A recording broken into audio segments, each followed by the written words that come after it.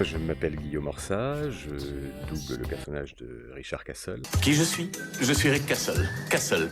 Je ne sais pas ce que vous en pensez, mais je me trouve beau gosse. Euh, Moi, je ne viens pas de province, originaire de Paris, toujours vécu à Paris. J'ai fait après le bac des écoles de théâtre, cours privés d'abord. Je suis ensuite rentré dans des écoles nationales, hein. L'école de la rue Blanche à l'époque, qui est maintenant située à Lyon, qui était à Paris rue Blanche, comme son nom l'indique, mais qui maintenant s'appelle l'ENSAT et qui se trouve à Lyon. J'ai fait ensuite le Conservatoire national supérieur d'art dramatique, le CNSAD, appellation exacte. Et puis voilà, j'ai fait beaucoup de théâtre et je suis venu au doublage relativement tard, un petit peu sur un coup de hasard. Un copain à qui on proposait un super rôle et qui s'était engagé à faire une journée de petits rôles et ambiance un jour, puis qui a dû se faire remplacer au pied levé. Puis c'est moi qui m'y suis collé, puis voilà, puis ça a fonctionné très vite. Et très vite, j'ai doublé des très jolis comédiens. La première tête d'affiche que j'ai doublée, ça a été Hugh Grant dans Raison et Sentiment. Très joli film. Et voilà. Et puis les années aidant, voilà, on en fait de plus en plus et de plus en plus de différents. Et puis voilà. Monsieur Castle, Où voulez-vous que je signe?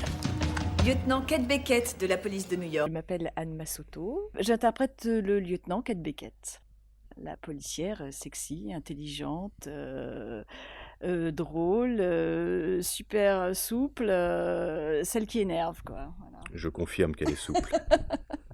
Je suis comédienne depuis 1985. J'ai commencé évidemment par le théâtre. Il fut un temps où je faisais à la fois à Bordeaux et du théâtre et de la radio sur les ondes de FIP et de Radio France, qui n'a absolument rien à voir avec la comédie, mais ça m'a donné une expérience du micro. J'ai eu la chance quand même de participer à des projets intéressants au théâtre et puis est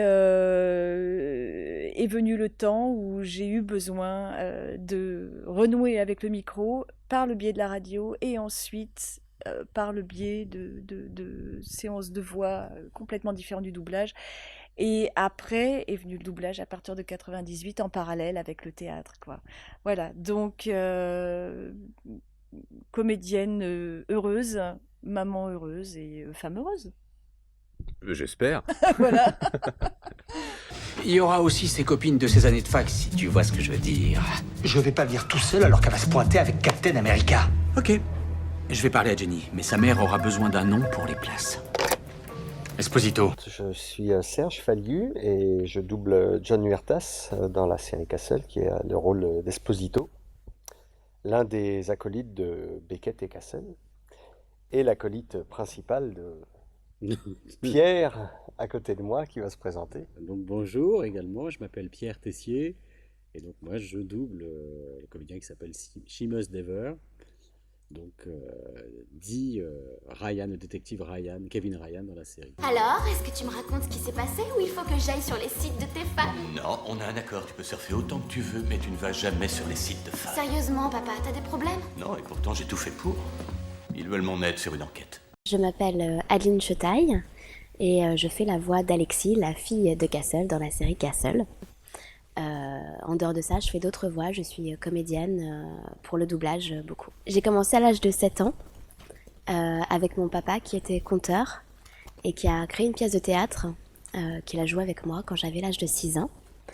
Et j'ai adoré cette expérience, donc je lui ai demandé de pouvoir continuer dans la comédie. Et grâce à lui, j'ai pu tourner dans des films et commencer à faire des voix, voilà, dès 7 ans. J'ai été scolarisée à la maison et ensuite j'ai fait l'école par correspondance jusqu'à la terminale, jusqu'à la première, et je n'ai pas fait la terminale, donc je n'ai pas passé mon bac, donc je n'ai pas de bagage d'études et je n'ai pas non plus étudié la comédie. Ça a été vraiment un apprentissage sur le tas, comme on dit. Vous vous croyez malin, monsieur Castle, agir dans mon dos comme ça. Laissez-moi vous dire une chose.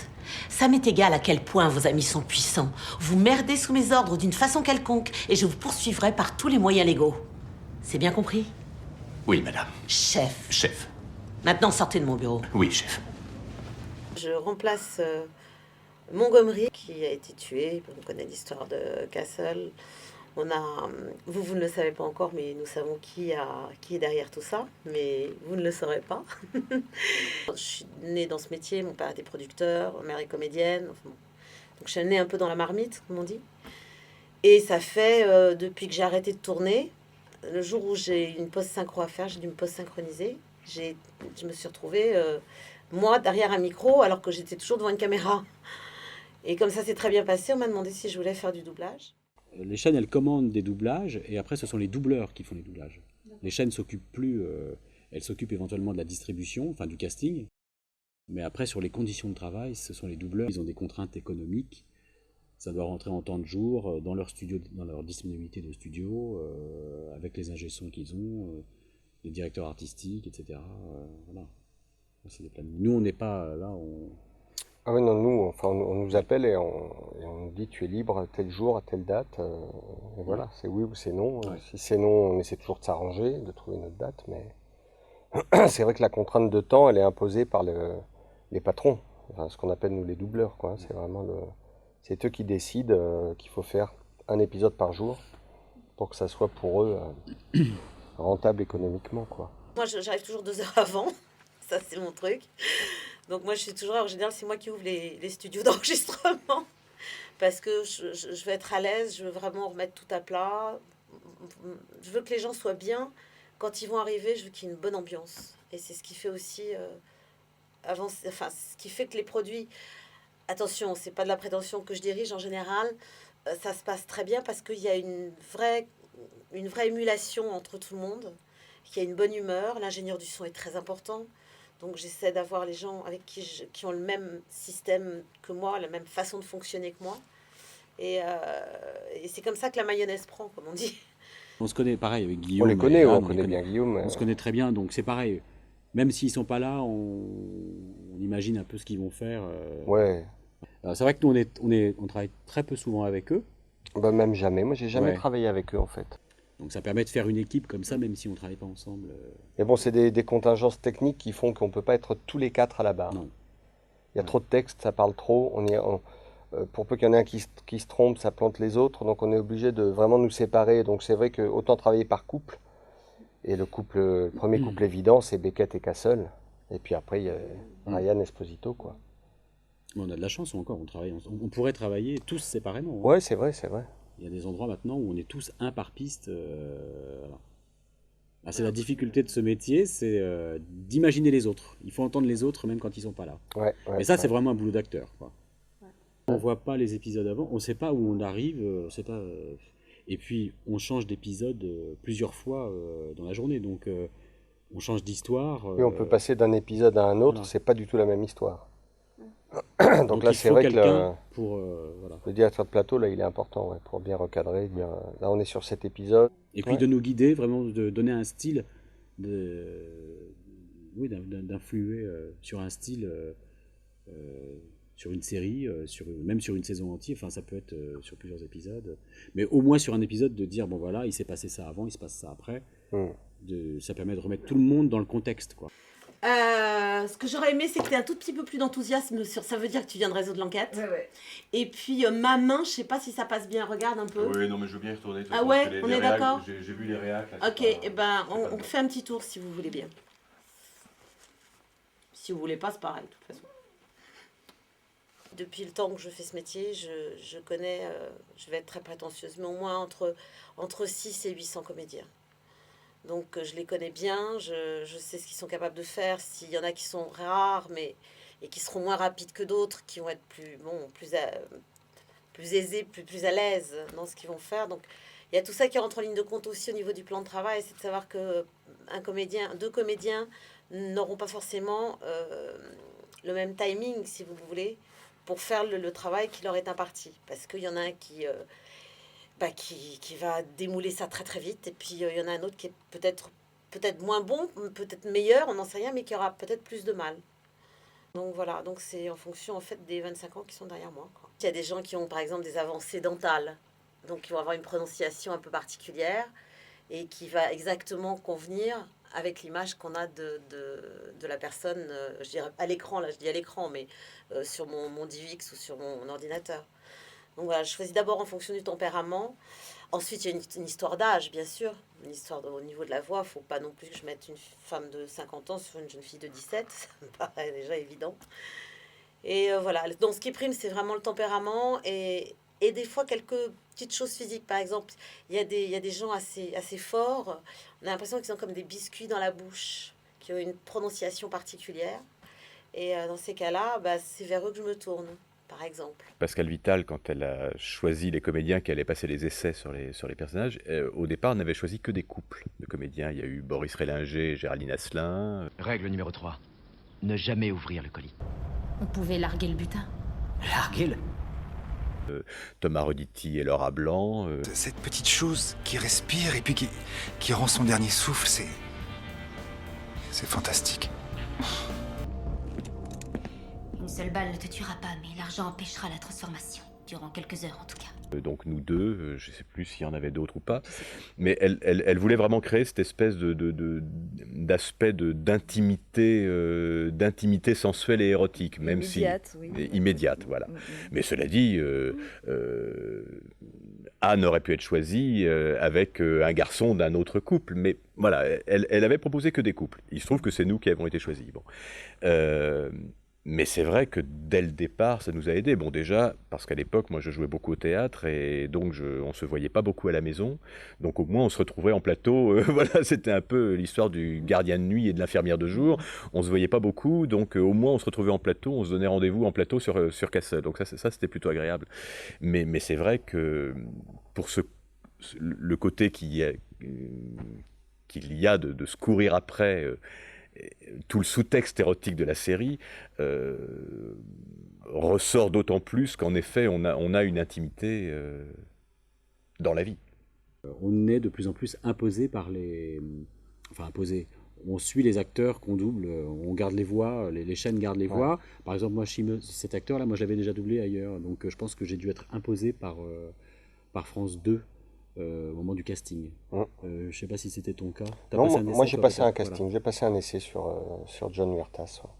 Ce qui est agréable, c'est que comme c'est une série policière et qu'en général Pascal nous fait enregistrer par ordre chronologique, c'est bien parce qu'au bout d'un moment, on essaie de savoir qui a vraiment fait le coup, quoi. Et on se prend au jeu. Enfin, moi je sais que ça m'amuse énormément. Il y a quelque chose de très ludique là-dedans, quoi. Effectivement, on est complètement dedans au bout d'un moment et on se dit... Voilà, et ça met un petit piment en plus, quoi. Le dénominateur commun de tout ça, c'est le plaisir qu'on peut avoir à jouer. Tout le monde est à l'affût, c'est ça qui est bien, parce que cette série leur plaît. Et s'il y a quelque chose que je laisse passer, moi je suis pas très... j'ai mon ego, je crois, pas trop mal placé. Donc quand un comédien me dit je crois que ça va pas, et que je me rends compte, je dis bah, merci, tu nous as évité quelques ennuis. Je veux dire, c'est un vrai travail d'équipe. Voilà, en fait, c'est ça. Tu vas refaire ton... Est-ce qu'on ferait frangin plutôt que mon frère? Vas-y, essayons. C'est plus synchrone et plus Ah, pardon, sympa. avec moi? Non. C'est tout aussi bien. Et je te remercie d'avoir eu cette idée absolument admirable. Merci, vieux. Pour trouver des personnages, il y a une espèce de... Par exemple, pour trouver les graves, je me souviens sur Six Feet Under, qu'on m'avait distribué sur Rachel Griffiths, qui a une voix très grave. Et surtout, à l'époque, j'étais assez légère, donc je me disais, oh mon Dieu. Well, here's my number. If you ever want to, I don't know, go out on a real date. You know, where you buy me dinner before I put out. Et pour trouver ces graves que j'étais quand même obligée d'avoir, sinon je pouvais pas l'habiller, je pouvais pas rentrer dedans. Donc, en tout début de séance, il fallait que j'y pense et après ne plus y penser pour pouvoir jouer, mais j'avais une espèce d'inflexion du corps comme ça, dans la terre, pour pouvoir travailler les graves. Mais bon, ça aussi, ce sont des techniques d'acteurs qu'on apprend dans les conservatoires, ou même certainement des techniques de chanteurs. Il doit y avoir aussi quelque chose d'assez approchant, effectivement. Alors, on est obligé de trouver, de toute façon, de passer par le corps, par notre propre corps. Ça ne se passe pas uniquement, effectivement, que dans le haut du corps. On retranscrit tout ce qui se passe, tout ce que font les acteurs. Hein. C'est-à-dire s'ils s'assoient, s'ils se lèvent, s'ils mâchent, s'ils sont en train de courir, etc., etc. Donc il faut analyser tout ce qui se passe. S'ils chuchotent, s'ils parlent fort, si ça commence en chuchotant et que ça finit en hurlant, voilà. Mais c'est vrai que la façon de remplir un comédien, c'est évident que moi, quand je fais Brendan Fraser, par exemple, je sais que j'ai toujours en tête une réplique de Brendan Fraser dans La Momie 1, quand j'ai fait les autres momies après, ou quand je fais Brendan Fraser dans d'autres films, j'ai toujours une réplique où à un moment, il se fiche de la gueule du personnage féminin, joué par Rachel Weisz, et il lui fait, avec l'œil qui frise, comme ça, il lui fait « encore en colère pour le baiser hein », comme ça, avec ce... Et à chaque fois que j'aborde un film de Brendan Fraser, je retrouve la voix de Brendan Fraser en repensant à cette réplique « encore en colère pour le baiser hein ». Désolé, je n'ai pas voulu vous effrayer. La seule chose qui m'effraie, monsieur O'Connell, ce sont vos manières. Encore en colère pour le baiser, hein? Eh bien, si vous appelez ça un baiser...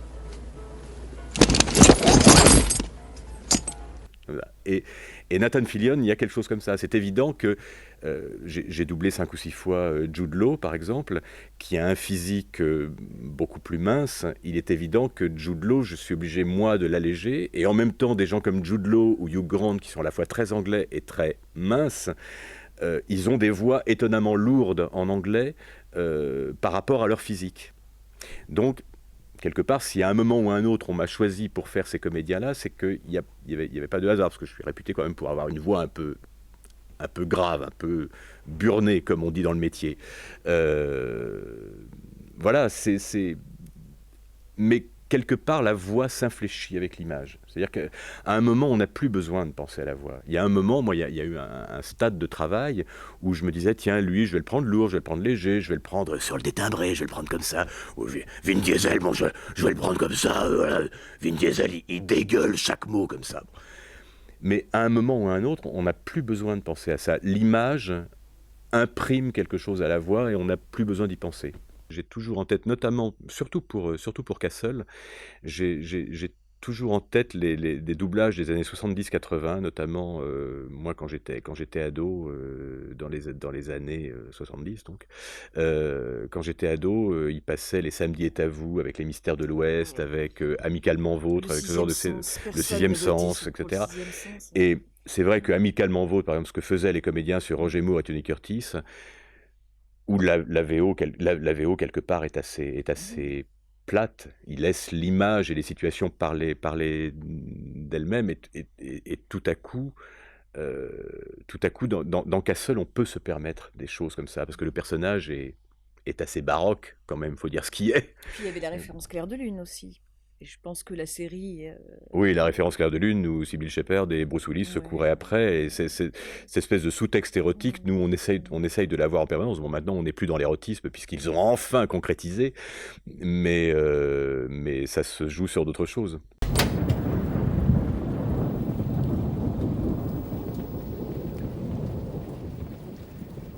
Beckett, qu'est-ce que vous voulez? Toi.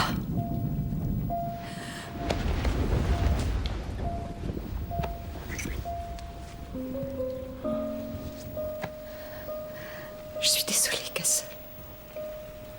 Je suis vraiment désolée. Je te demande pardon. J'aime beaucoup travailler en rupture, en contraste.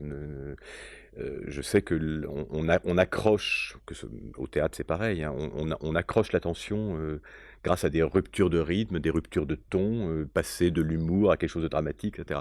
L'épisode de Castle que personnellement j'ai pas aimé, je sais que j'étais comme j'étais en état de fatigue et d'humeur maussade, je dirais. Je sais que tout est un peu sur le même ton, sur un truc un peu dans cet épisode-là, tout était un peu sur un ton un peu fabriqué, un peu bon voilà. Ça, on sait que ça marche sur Castle, donc voilà, je joue comme ça. Mais aujourd'hui, dès qu'on a l'envie de jouer, dont je parlais précédemment, c'est vrai qu'on essaye de choper le moment où tout à coup il est sérieux. Il n'est pas tout le temps sur l'humour, il n'est pas tout le temps sérieux, mais en tout cas, il a des vraies émotions amoureuses, des vraies émotions par rapport à l'assassiné, au tué de chaque épisode. Mais pour tout ce que nous avons vécu ensemble, j'ai été là pendant 4 ans. 4 ans à attendre que vous ouvriez les yeux pour voir que j'étais là pour vous seul. Je suis plus qu'un coéquipier. Etc. Et c'est vrai que le plaisir, il vient des ruptures de jeu. Et je sais que, bon, moi, je fais directeur de plateau également sur des séries. Je sais que j'essaye beaucoup de faire travailler les comédiens que je dirige en rupture, en contraste, toujours. Oui, c'est vrai parce que je crois que la rupture est plus française à la limite dans notre culture Ouais. qu'américaine. Enfin, c'est l'impression que j'ai en entendant la VO et en entendant la VF. Et curieusement, je crois que c'est notre culture qui appelle ça. On en a besoin. C'est pour ça qu'effectivement, c'est pas une photocopie, c'est une adaptation. Et c'est marrant parce que je regardais, je revisionnais Ma sorcière bien-aimée de mon enfance. Donc que j'ai connu comme tout le monde en français grâce à la voix de Martine Sarcey qui a bercé mon enfance, celle de Magnifique. Jean-Pierre, celle d'Andorra, la voisine hystérique qui rend complètement folle. Et donc je l'ai écoutée la dernière fois en VO.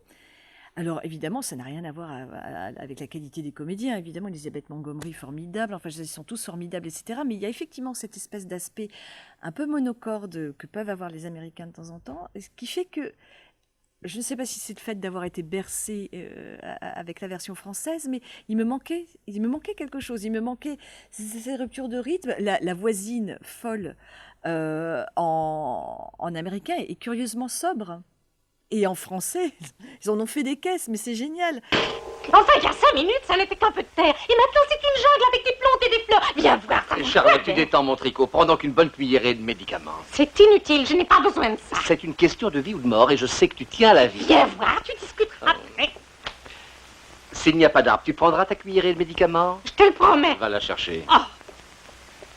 J'avais besoin de ce trop tout d'un coup pour que ça puisse vraiment m'accrocher, quoi. Et ça rentrait dans l'image, curieusement. Donc, mais voilà. C'est-à-dire qu'ils avaient une liberté à l'époque. Maintenant, c'est vrai qu'on demande de coller à la VO, mais comment fait-il en VO, etc. Mais il y a un moment, si c'est dans l'image, on n'est pas obligé. Si on peut rajouter un petit plus, moi, c'est vrai que sur Castle, je repense beaucoup, le nom m'échappe, du comédien qui doublait Tony Curtis dans Amicalement Vôtre. Cette façon qu'il avait de dire « Oh, votre Altesse !» Ah ben c'était Michel Roux, bien sûr, c'était Michel Roux. Cette façon qu'il avait de dire « Oh, votre Altesse !» comme ça. Bon, je suis incapable de l'imiter, Michel Roux était un comédien incroyable. Mais il y a un petit côté comme ça, champagne, auquel je ne peux pas ne pas penser pour Castle. Pour vous dire, j'aime beaucoup les épisodes où elle joue la comédie, où tout d'un coup elle va devenir une pétasse finie pour s'attirer les faveurs des mafieux, etc. Alors ça j'adore, parce qu'elle sort de son côté psychorigide ou humour à froid et elle fait complètement autre chose, et ça, pour une comédienne, c'est vraiment, vraiment sympathique à jouer, quoi.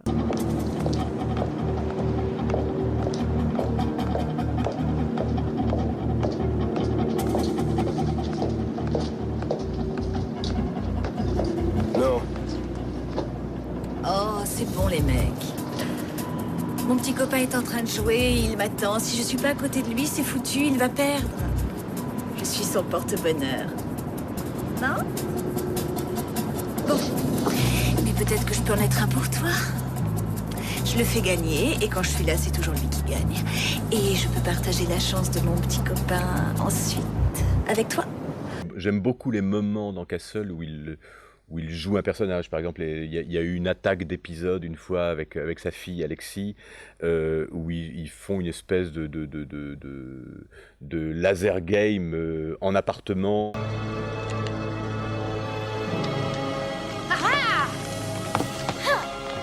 Enfuis-toi, rebelle. Tu ne vaincras jamais les forces de Voltar. Mort à Voltar! Mort aux Voltariens!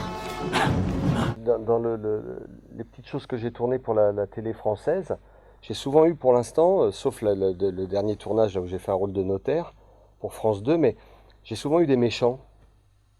Et en fait, à bien y réfléchir, c'est vachement intéressant à jouer des méchants.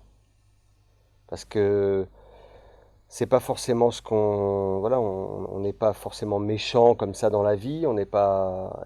Et quand on a la possibilité d'en interpréter un, c'est hyper jouissif. Il y a un truc...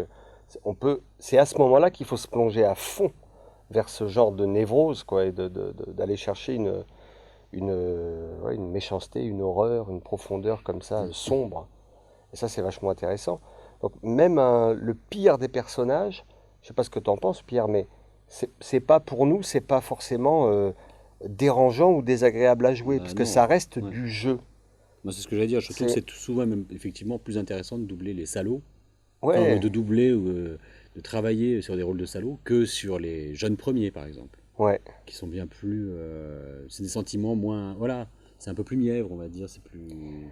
Alors que les ordures, il y a toujours des trucs intéressants à se dire comment je pourrais faire ça, mais Ouais, à chercher en soi des trucs dégueulasses. Enfin, voilà, c'est assez rigolo. Pour un acteur, c'est assez rigolo. ouais. C'est intéressant, je veux dire. Mais Voilà. non, moi, enfin, voilà, moi, j'ai pas de limite par rapport à. Il y a peu de rôles qui m'ont dérangé. J'y suis attachée, bien entendu, parce que ça fait un petit moment maintenant qu'on évolue ensemble. Mais ça paraît pas, hein. Non, ça paraît pas, c'est vrai. Moi, j'ai pas l'impression. Tu n'as pas changé. Non, toi non plus. Quelques cheveux blancs. Très peu, je vois pas ce que tu veux dire. Il y a quand même une forme de distance parce que je pense que même Stana Katic, par rapport à son personnage, il y a forcément une sorte de distance parce que ce sont des personnages bigger than life. Enfin, je veux dire, elle est belle, elle est sexy. Infiltré. Oh, j'adore. Défaites un petit bouton de plus au cas où.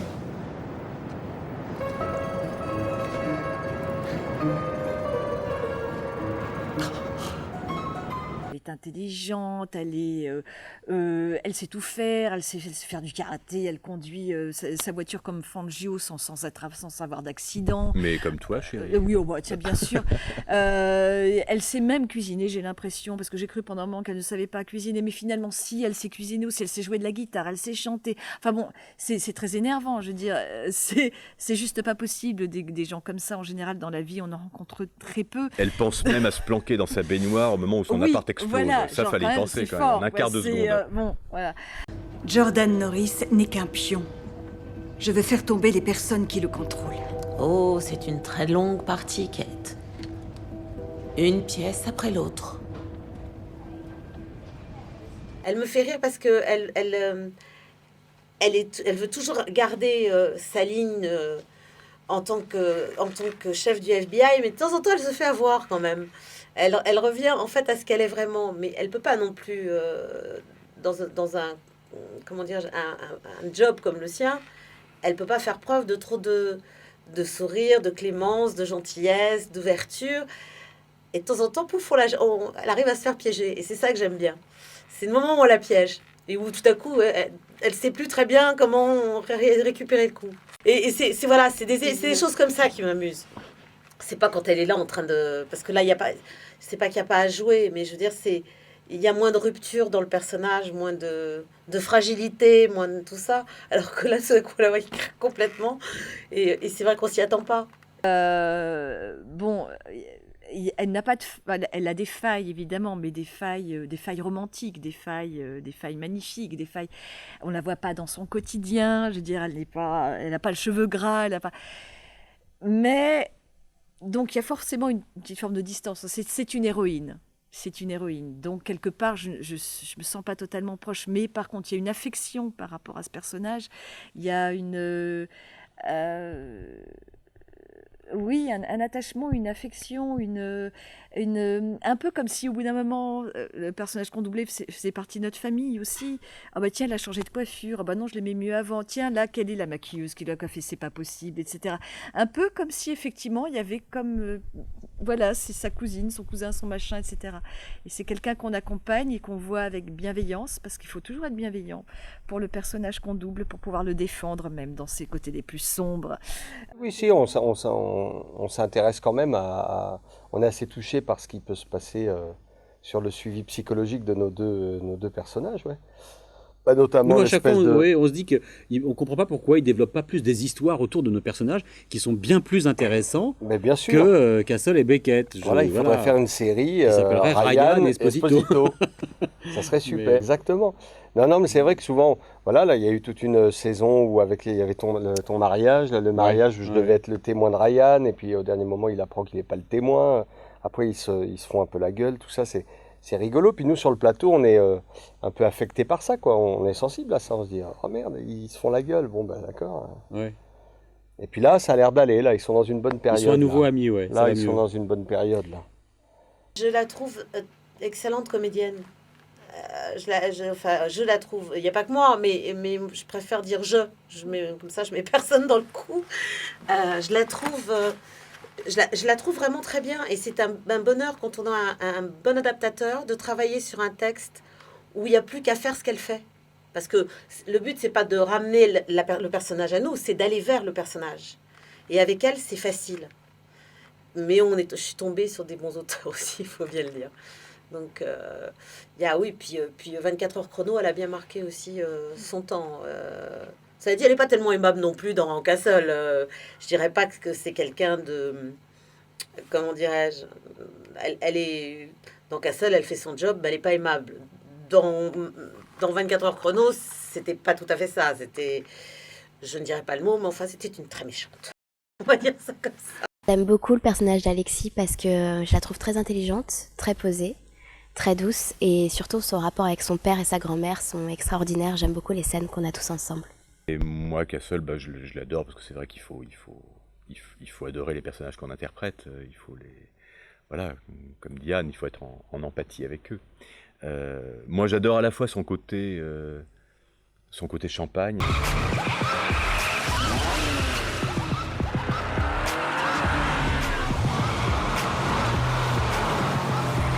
Son côté j'assure en toutes circonstances et dans n'importe quel milieu, qu'il soit avec un gangster dont il sait être un tueur épouvantable, qu'il soit avec sa bande d'écrivains, de nouvelles policières, qu'il soit qu'ils aillent enquêter dans des clubs échangistes. Tu réponds à la dame? Vous voyez ce que je dois subir? Mon petit Américain ici présent a rendez-vous à 16h avec maîtresse Venin. Dans des boîtes de striptease, il assure en toutes circonstances.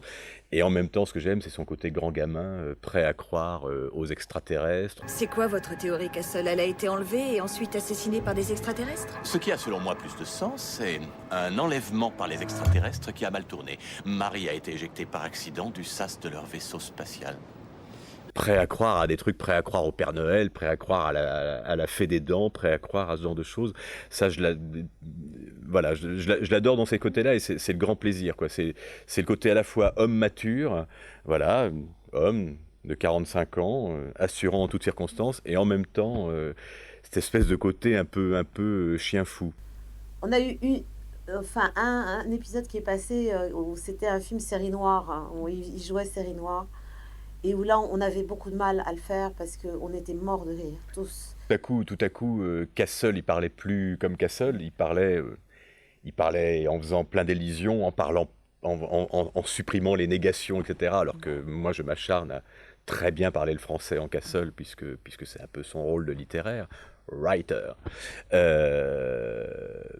Et c'est vrai que cet épisode-là, tout à coup, je pouvais le salir un petit peu, lui donner un petit côté... tombeur de bas étage.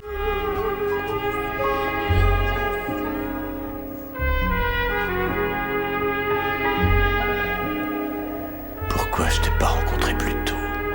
Qu'est-ce que je croyais? Cette femme-là, c'était que des ennuis sur pattes.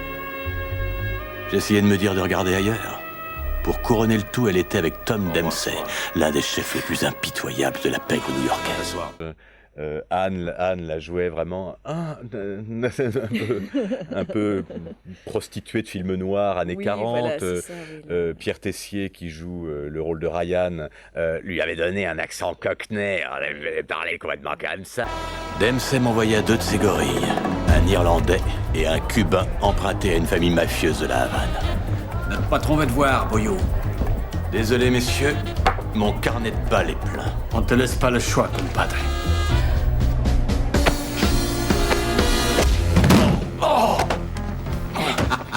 Tu sais qui je suis? Un serveur?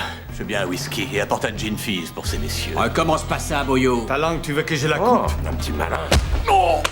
Esposito, je sais plus ce qu'il avait fait, mais enfin, tout était... Et Alexis, tout à coup, ça devenait une femme fatale, pareil que la mère. Enfin, c'était super agréable à faire. C'était super agréable. Nous, on préfère évidemment doubler les épisodes drôles.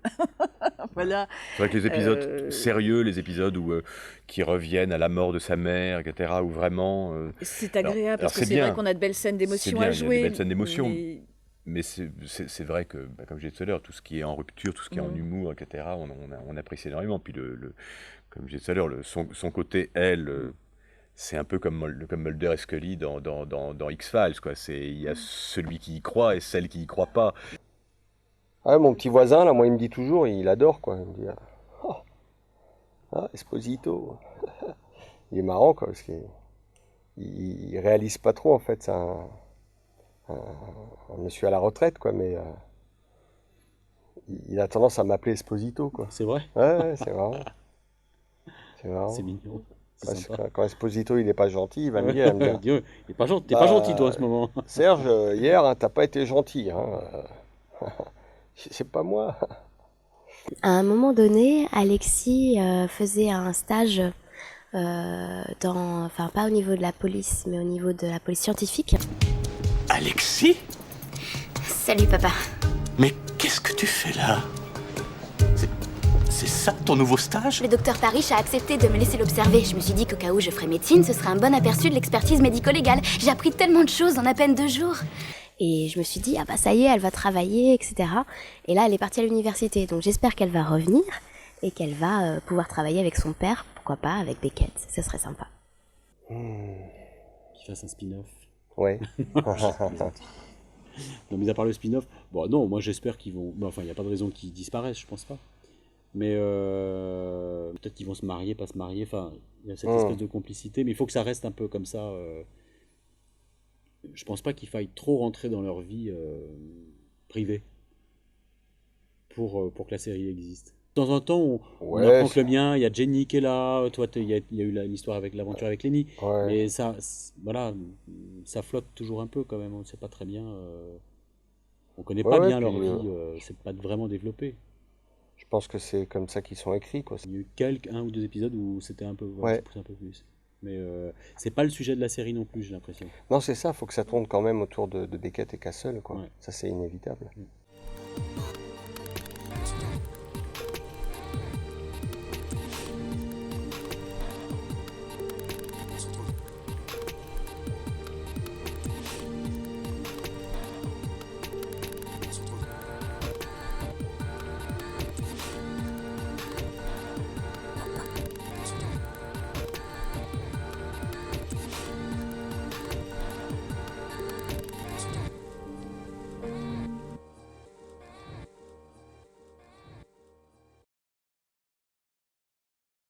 Dans la vie, Nous ne sommes pas en couple, non.